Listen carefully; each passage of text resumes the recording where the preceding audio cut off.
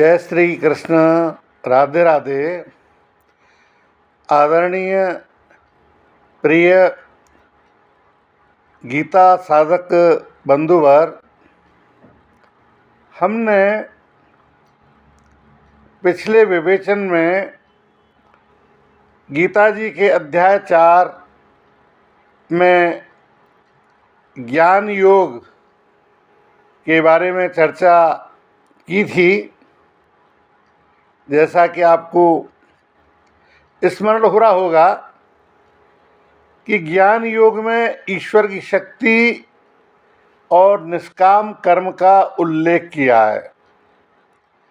ज्ञानी का शुद्ध आचरण क्या होना चाहिए, विभिन्न यज्ञों का भी विचार किया है। ज्ञान की प्रभावोत्पादकता यानी प्रभावशीलता के बारे में भी अपन ने विवेचन किया था। आज हम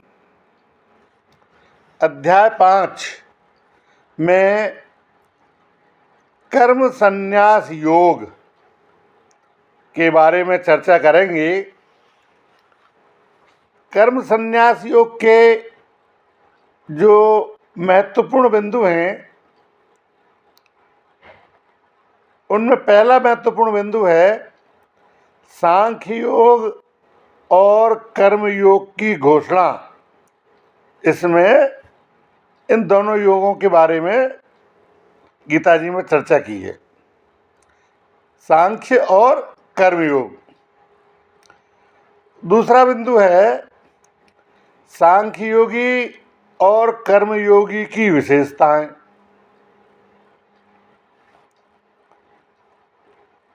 सांख्य योग और कर्म योग के साथ ही इसी 5वें अध्याय में ज्ञान योग का वर्णन है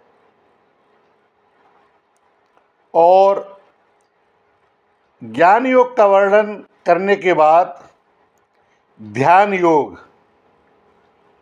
यानी ध्यान योग के साथ समर्पण का तात्पर्य भक्ति योग। तो इस प्रकार से ये जो अध्याय 5वां है, इसमें कर्म संन्यास योग के अंतर्गत सांख्य योग, कर्म योग, ज्ञान योग, ध्यान योग, भक्ति योग, इसके बारे में संक्षिप्त चर्चा की है गीता जी में।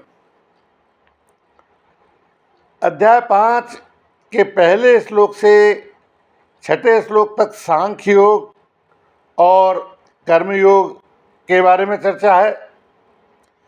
वहीं 7वें से लेकर के 12वें श्लोक तक सांख्य योगी और कर्म योगी की विशेषताओं के बारे में बताया है।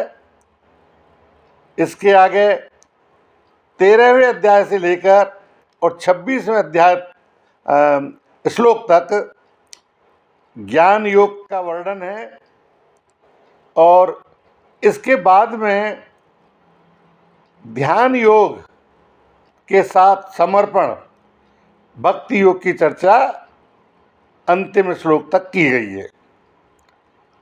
आज कर्म संन्यास योग के बारे में चर्चा करने के बाद में अपन अब आगे कल 6वें अध्याय के ध्यान योग के बारे में चर्चा करेंगे। जय श्री कृष्ण। राधे राधे।